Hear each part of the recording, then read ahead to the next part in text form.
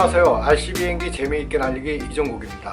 이번 시간에는 RC 비행기에 관심이 생겨 입문해 보시기를 원하시는 입문자들을 위한 조종기에 관하여 이야기해 보도록 하겠습니다. 제가 RC 비행기 입문자를 위한 영상을 만들고 있지만 저 또한 유튜브 입문자입니다. 그러다 보니 아직 영상 제작에 미숙하여 부족한 점이 많지만 너그러운 마음으로 이해하여 주시길 부탁드립니다. RC 비행기용 조종기의 경우는 메이커도 다양하고 종류도 다양하며 가격도 매우 다양합니다. RC 비행기 용품 중 비싼 제품류에 포함되기 때문에 중복 투자를 막기 위해 처음부터 잘 선택해야 합니다. 또한 메이커별로 프로그램 체계가 다르기 때문에 이미 한 메이커에 익숙해진 후 다른 메이커로 바꾸기에 부담이 많아서 신중한 선택이 필요합니다. 먼저 우선 조종기 선택 시 고려해야 할 몇 가지에 대하여 이야기해 보겠습니다. 첫째, 주파수를 선택합니다. RC용 주파수는 27MHz, 40MHz, 72MHz, 2.4GHz로 나누어져 있습니다. 현재는 2.4GHz 제품이 판매되고 있으며 신품을 사는데 다른 것을 살 필요는 없습니다. 2.4GHz가 가장 최근에 개발된 신품이기도 하고 다른 주파수들에 비해 주파수 중복에 걱정이 없으며 자파에 의한 노콘의 우려도 적습니다. 신품 구매 시에는 무조건 2.4GHz를 구매해야 합니다. 만약 중고 구매를 하신다고 하더라도 2.4GHz 이외의 제품은 추천하지 않습니다. 주파수별 특성에 대해서는 다음에 다룰 수 있는 기회를 만들어 보도록 하겠습니다. 두 번째는 조종 가능한 채널 수입니다. 비행기는 기본적으로 4채널 이상이 필요합니다. 에일러론, 스로틀, 러더, 엘리베이터가 기본적으로 사용됩니다.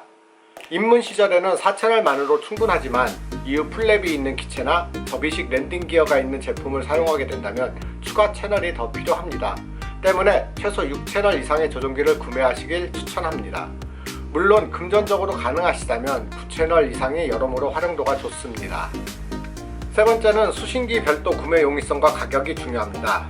입문에 성공하신다면 동시에 2개 이상의 기체를 운영하게 되실 겁니다. 때문에 추가로 수신기만 구매가 가능해야 하고 구매 금액도 부담이 적은 제품을 선택하는 것이 좋습니다.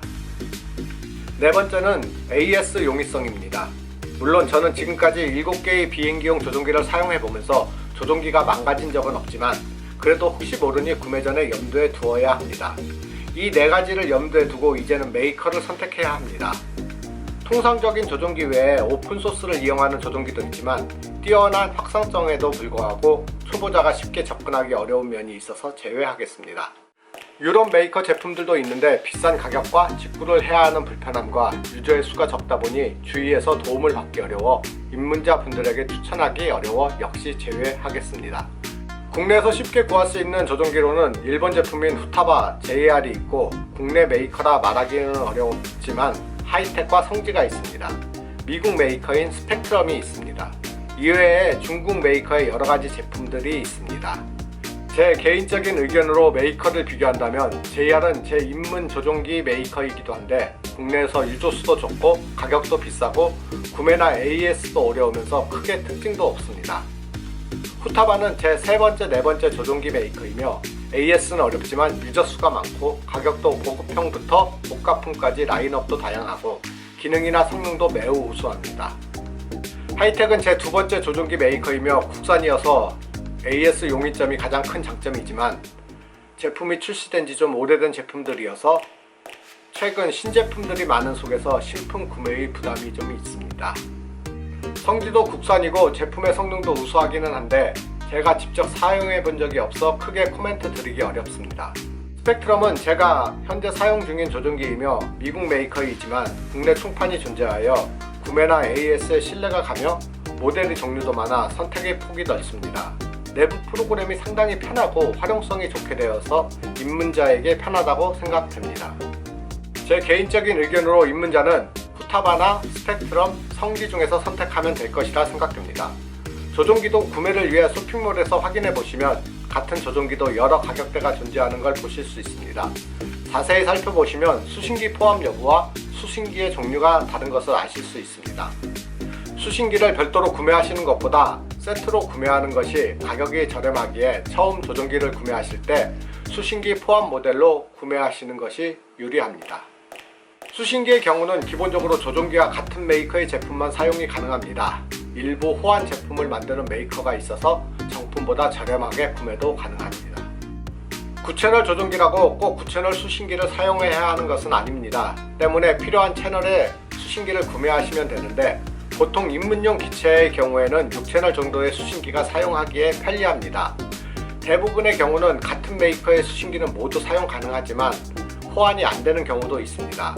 후타바의 경우는 고가 라인과 저가 라인이 서로 호환이 안 됩니다.